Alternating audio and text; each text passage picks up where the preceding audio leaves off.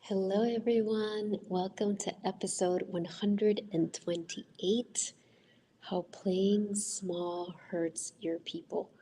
My name is Lisa Espinosa, and I'm a spiritual career coach.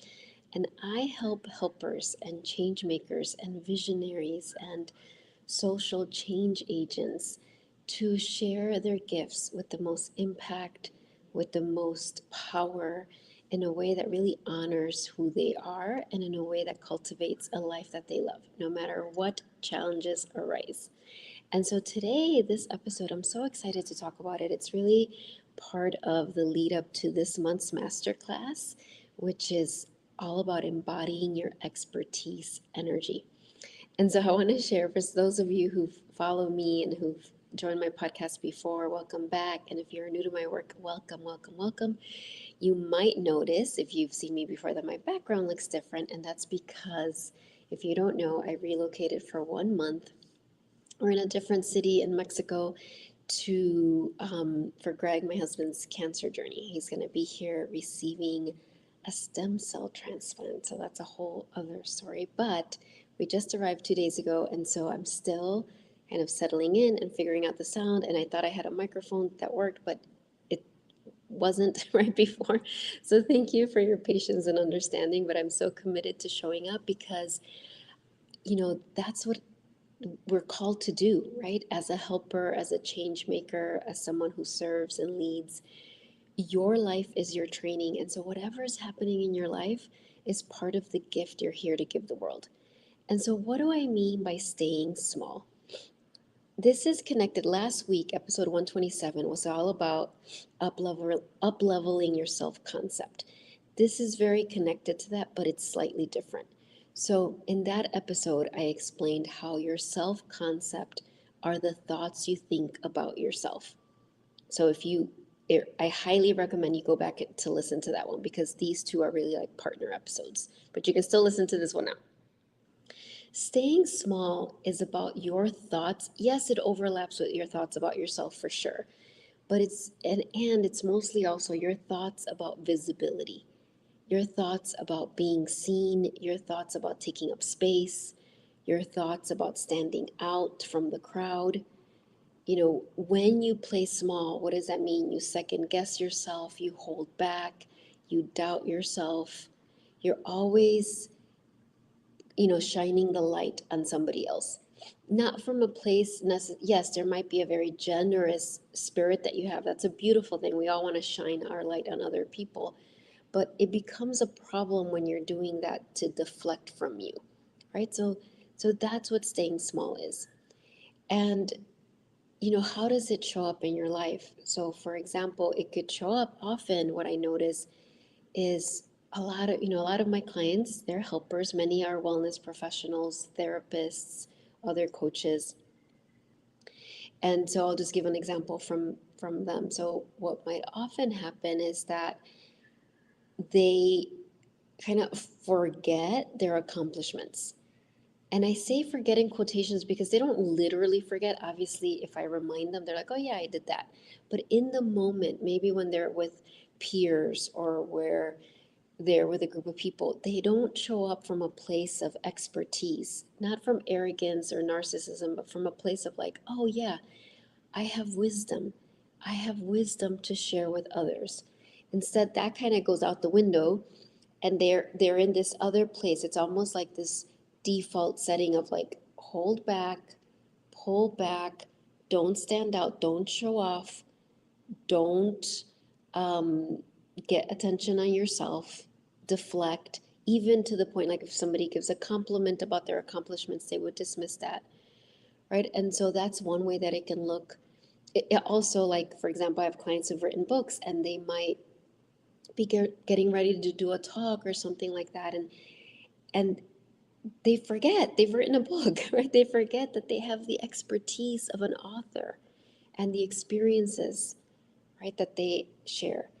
The biggest really pain of staying small is that what it ultimately is that you're it's this ongoing practice of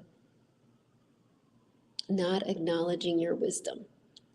If you imagine yourself surrounded by all, let's just say, all these pearls of wisdom that you've gained through like hard, a lot of them through hard lessons, right? You've gained these pearls of wisdom and you're gaining them still. And I just want you to really visualize that you're in this beautiful room and there's all these pearls all around you. There's little pearls, there's big pearls, precious pearls that nobody else has. And they each represent, yeah, a lesson you've learned, an expertise you've developed, compassion that you've developed through your challenges, the ability to listen deeply, to create sacred space, the ability to problem solve in a heart led way, right? And there's all these pearls, but when you stay small, you're ignoring all those pearls, like, nope, they're not here. And so then your people, and when I say your people, I mean the people you're here to help, the people you're here to serve, the people you're here to lead, the people you're here to inspire, the people you're here to awaken, the people that you're here to catalyze transformation for. I hope you can still hear me with this air conditioning that just got turned on. Like I said, I do have a microphone and I hope next time I'll be able to plug it in. But anyway, so those are your people, people that you're here to help. So when you ignore your own pearls of wisdom, they get deprived from them. So that's really one of the main takeaways from today's podcast is for you to understand like, oh, I have staying small is not about humility. And I think that's often where the thought error happens. So, most of my client or all of my clients and most of the people that are drawn to me, have such an open heart, have such are so self-reflective, and the last thing they would want to do is to show off or to appear to be know-it-alls or to be arrogant or to abuse their power. But in that process, often what happens is this becoming small, right? And when you're small, it ultimately means you're having small thoughts about yourself.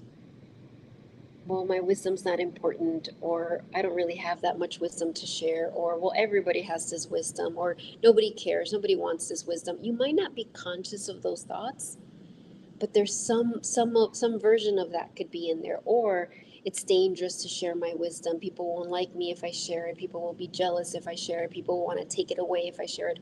I mean, I don't know. There's all of these. And please know I'm saying this because I have had many of these myself. And so, first and foremost, for you to understand your wisdom is sacred. It's so powerful. And if you receive my newsletter, you might have received the piece I sent out yesterday. But I'll share a little bit of it here because it's very relevant. And if not, you'll hear it now. So, a long time ago, I mean, I've been doing this work now for 15 years. That's crazy to me. I can't believe it. Before that, I was a middle school teacher back in Chicago, where I used to live, where I was born and raised.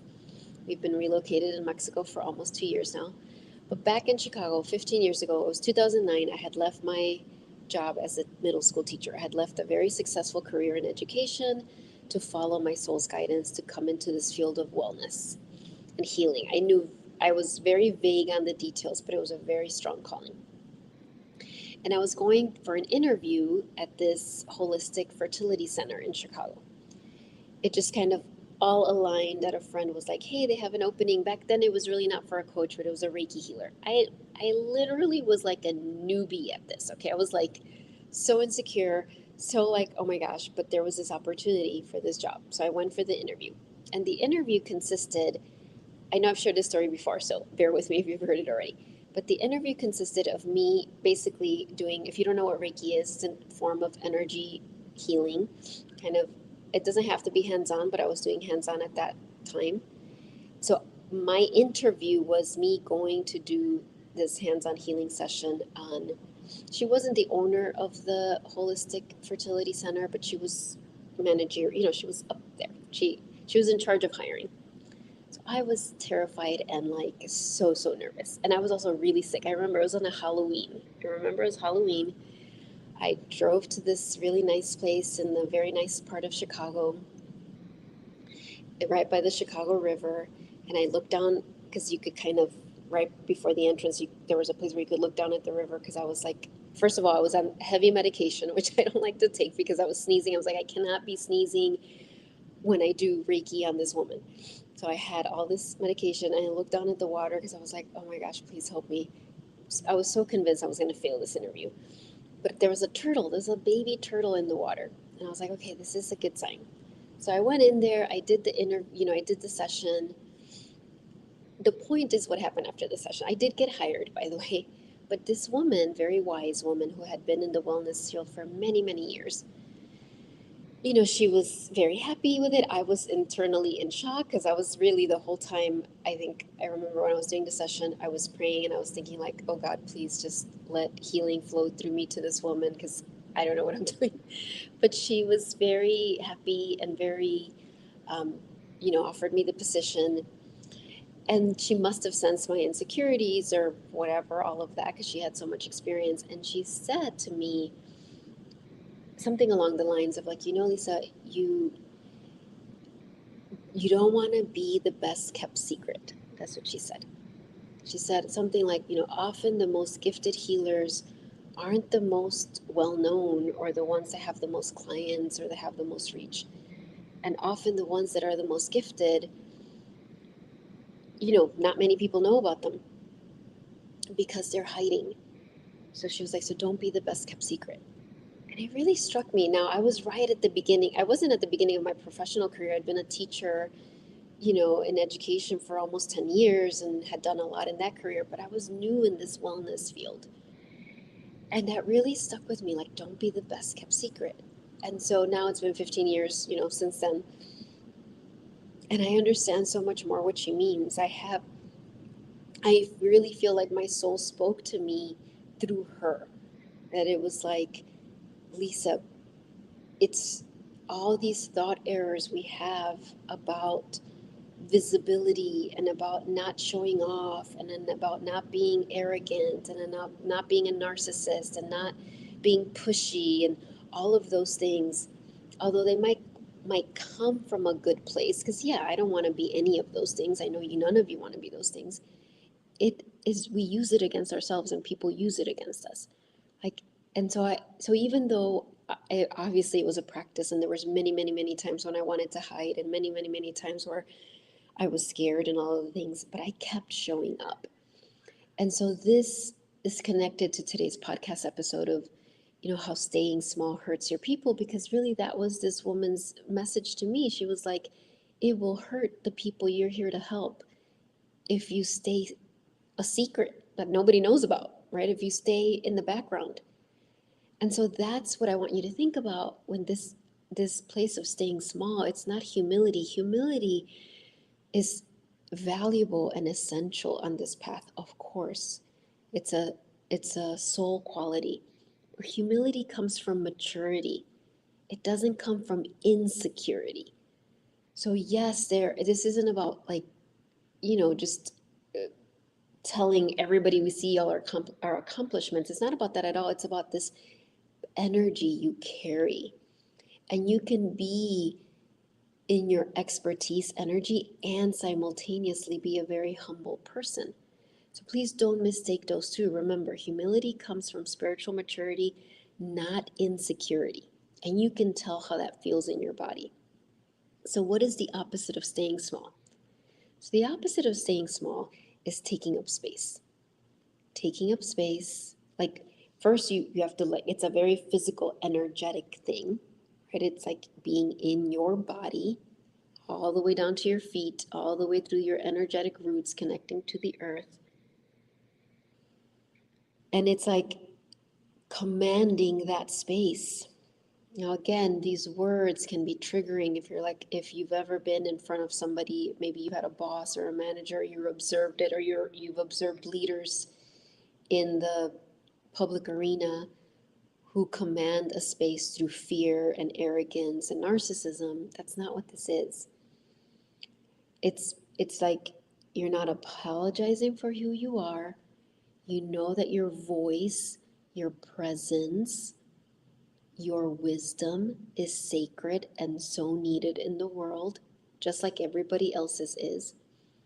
And it's one thing to know it in your head. So I really want you to think about this. So you might be like, yeah, I totally agree with this. But it's different from letting it live in your body every day throughout the day. It's a whole different thing. That's what the self-concept episode last week was about. That's what this episode is bringing us to, because you might agree with these, teachings that I'm sharing, but it's not just about agreeing with them. It's like, oh, can I live into that? Can I take up space? Can I trust myself? Can I unapologetically be myself? And unapologetically, I'm not suggesting you're going around saying sorry to people, although you might. That was the thing. I still do it, but not nearly as much. It literally, I'm sorry, would just pop out of my mouth. Like if somebody knocked me down, I would be like, I'm sorry. Like it was just like automatic.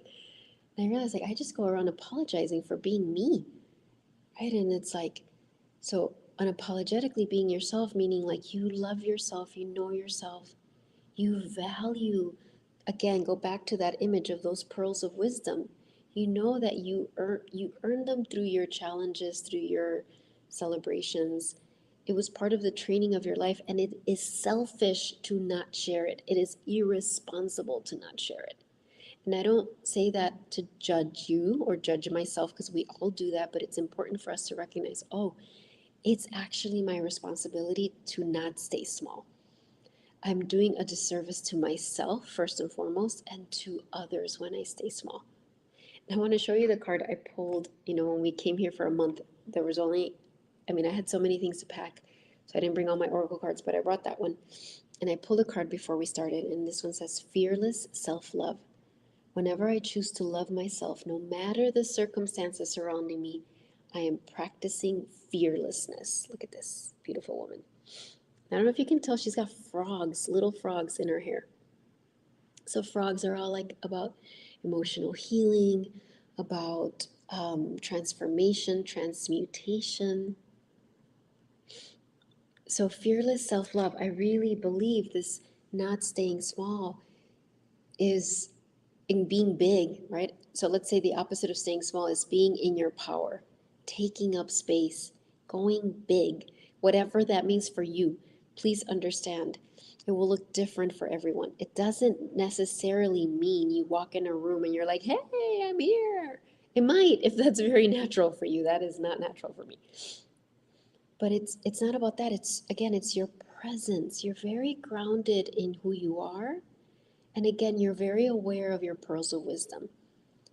And so you carry them with you with so much, yes, humility, so much gratitude, and so much eagerness to share it. Not pressure to share it, not entitlement to share it, but just like, oh my gosh, I have these pearls of wisdom and the world needs them. So if the divine sends me an opportunity to share, I will share. And sometimes it doesn't even mean literally saying, here's my pearl of wisdom, let me give you this teaching. It's just who you are. It's just how you respond. It's how you show up. And so I really want, as part of this, I want to share 4 steps, right? Okay, 4 steps to releasing the small identity and really lead you on this inner exploration that you will continue after we're done. Remember, this is recorded. You can come back to this to really explore in your service journey right now. Whatever word resonates, helper, service, leadership, change maker that you are, social change agent, whatever it is, in that field, in that arena, where are you playing small? And it might be really, really subtle. You might have to, for some of you who've been doing this work for a long time, I know for my clients, they've been helpers for so long, and so you might think at first, like, well, I'm showing up, I'm doing all this, but really let your soul show you. It might be very subtle. It might be just some expertise that you're not acknowledging, right? And it's acknowledging, recognizing our own pearls of wisdom can be one of the most challenging things because we're so in it, we might not like see it, right? And so really ask your soul to show you what that is. I know right now a pearl of wisdom that's being very developed for me. It has been for years and years and years, but it's this other level now of really being with uncertainty, of continuing to show up for my service no matter what's unfolding, right? And so here I am in an Airbnb in a city that I don't know during a massive heat wave. I wasn't, that was like an added, like, as soon as we landed, it's like 106 degrees. Today is 107 degrees Fahrenheit, which I think is like 42 degrees Celsius. That's a lot. And so I don't do good with a lot of heat. So it's like I saw that and I was like, oh my gosh, right? And so, but I'm saying all that to show that, again, one of the wisdoms, the pearls of wisdom, and it makes so much sense because this is what I coach my clients in, right? Remember what I said in the beginning is sharing your gifts with the most authenticity, helping with the most impact, truly sharing your gifts with fulfillment and purpose, no matter what challenges arise. That was the key phrase at the end. And so, of course, I would be in this massive training of like, and here's this other challenge, and here's this other circumstance, right? And Greg getting diagnosed with cancer in October, that was like complete shock, right? And so, I am not saying I'm a robot and I never feel bad or sad or any of those things. Part of that process has been feeling my feelings, processing the emotions, and it's also seeing myself as someone that continues to add value because this is what I'm experiencing is so valuable. I'm learning so much, right? I'm learning so much about my capacity, about showing up, about being with uncertainty, about like everything I already teach, but it's like, oh, this whole other level of it. So it's really important for me to recognize those pearls of wisdom, not to like shove them down people's throats at all, right? There's some people that won't care about your pearls of wisdom, and that's okay. Bless them, and they go on their way. But you will be sent the people who are like, oh my gosh, they're hungry for your pearls of wisdom. And that is one of the beauties of this work. When you release staying small, you magnetize the people that are ready for your bigness, that are ready for your power. When we stay small, you magnetize people that just want you to stay small, even if it's not conscious. They like you at that level. But it's like, no, when you go big, meaning more of your soul is inside, like you can embody more of your soul's light, you're going to magnetize those people that are like, yes, that's what I'm looking for. They might not say that to you, but they will hear you, they will connect with you, they will read your words, they'll just be in your presence and know, like, oh, there's something about you, right? And so I'm going to give you the 4 steps. I wrote them down because, I don't have a printer now here. I don't use my printer a lot, but when I don't have the printer available, I realize I do use it more than I think. But I rewrote some of the notes here. So these are the 4 steps. One, always, it's usually the first step, set the intention. I'm telling you, that is like so powerful. If you set the intention, I want to let go of smallness. I want to let go of this staying small mentality because I know that that will bring me the most joy and fulfillment and will help me serve and help the most people.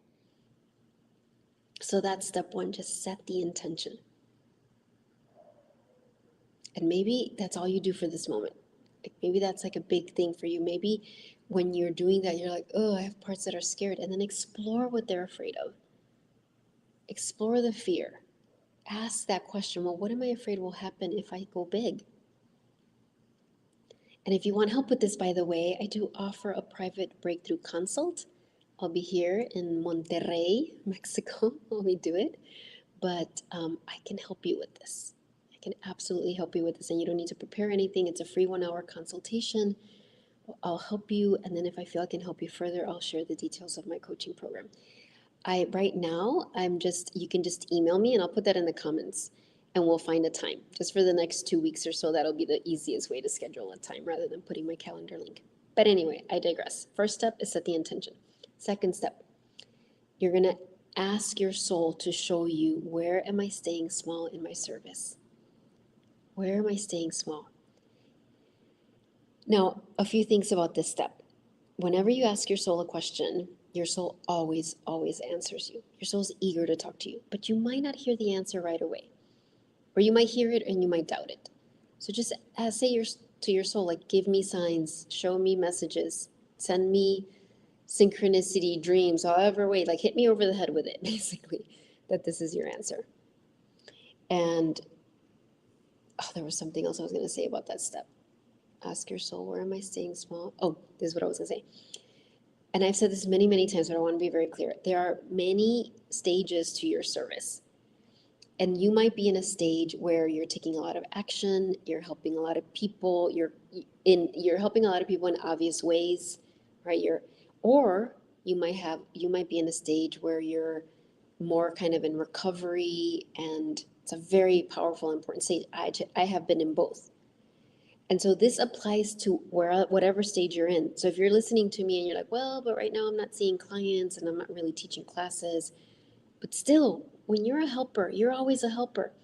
And your help right now might be in how you show up to the grocery store, or how you walk through the world, or the way you set boundaries, or being a role model of really prioritizing your self-care and letting go of codependency. So don't dismiss any of this. If you're in like recovery, or in like a what is it called, sabbatical, or anything like that, this applies always. Remember, I said earlier, it might be very subtle. Now, having said that, for some of you, it might be really obvious. You might be like, oh, I know where I'm staying small. I know where it is. I've been wanting to teach this class and I've been afraid to go for it. I've been wanting to post on Facebook and then I've been afraid of the judgment that will come, or whatever, fill in the blank. So ask your soul to show you. And when you ask that question, so this is the questions, I wrote a couple. One, you're going to ask, show me where I'm playing small in my service. And then you're going to ask, how are my people being deprived by me staying small? Ask your soul to show you. And remember, your soul is so compassionate. It's not like your soul's like, okay, this is what's happening. No, it's like your soul's just going to show you, look, this is how people are being deprived. If they could hear about this experience you had, if they could receive this pearl of wisdom that you have, their life would be easier. Or they would have hope. Or they would know, oh, I can do that too. So ask to be shown how the world would be deprived, how the world is being deprived by you staying small. Okay, so that was all step 2. 1, set the intention. 2, ask your soul to show you how playing small deprives your people. And first, to show you where you're staying small and how staying small deprives your people. The third step is then going to be, ask your soul to show you what are the blessings that are going to be released as you stop playing small. You know, and the beautiful thing about this work is healing is actually not linear. So even though, yes, it's a process, it's also, as soon as you set the intention, the blessings begin. So start to ask, what is the blessing that's going to be unleashed into the world and into my life when I stop playing small in this area? Because often our brain just gives us all the possibilities of negativities. Oh, you'll be judged, you'll be dismissed, you'll be ignored, all the things.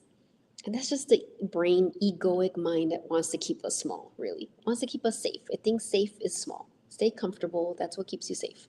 But that's not true, right? Remember, I think I had a blog or a podcast about that. Emotional safety is not the same thing as emotional comfort, right? And so, but in this step, you're asking your soul, show me all of the blessings that will pour forth into my life and into the world as I release this pattern, this habit, this setting of staying small. What are the blessings? And let yourself hear that.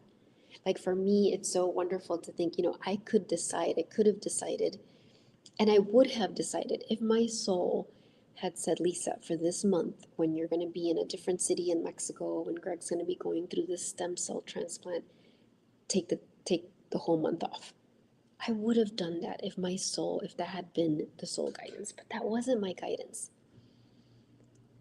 For many reasons, some that I understand and some that I don't, that was not the guidance. And it's not coming from a place of hustle or fear or whatever. It's like, no, I'm meant to still show up.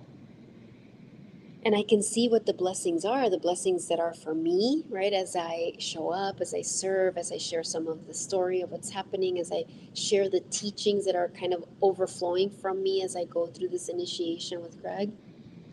And I can see the blessings that our people are receiving from this, right? And so you here, it's the same for you. What are the blessings that the world receives when you stop playing small? And again, I know I'm saying that like you're playing small in all areas. I know you're not. I know if you're watching this, you've already helped so many people. You're so brave and courageous. And remember, our soul is always asking us to refine and go deeper. And the final step is what steps, ask your soul, okay, what step can I take now? Ask for like a concrete action step. What is a step that I can take today or tomorrow to help me on this path? And it might be very simple. It might be meditate. It might be go take a walk. It might be something that you're like, seems unrelated. Follow it anyway. Or it might be something that's very clear. Make that phone call, send that email, do that post. Right? And so anchor it in with that action step. Okay? So thank you so much, everyone, for being here. I want to remind you this month's masterclass, Embody Your Expertise Energy for Helpers and Changemakers, is on Monday, May 29th at 1 o'clock Central, I believe. But I'll put the link in the comments. It is a free masterclass. You will get the replay for 5 days. Of course, if you're my current client, you have access to those replays for as long as you're in my coaching programs. And also, if you want to set up a breakthrough consult with me, I would love, love, love to help you. It's my honor to create that sacred space for you and to help you step into this next level of service and leadership that you are being called to. Just send me an email. I'll put that in the comments as well, and we'll figure it out. All right, I will see you next week for episode 129. And maybe I'll figure out my background better next time, or maybe it will always look like this. I don't know. But I will see you then. And remember, you are not alone. We're in this journey together. And remember this beautiful card, Fearless Self Love. And go spend time with your pearls of wisdom. Really be with them. I think that's really important. Remember that the wisdom, first and foremost, is for you. That's what we have to remember as helpers. I know we have such a mission to be of service to others, but that mission is intricately connected to your joy and fulfillment. So remind yourself of that. Ultimately, releasing staying small, stepping into this, the power of who I am is for me. That will bring me the most joy, fulfillment, self realization. And then, yes, it's going to help so many people. Oh, Jill, thank you. I'm so glad you were here. And thank you, everyone who was here live and everyone who's watching the replay. I will see you soon. Bye.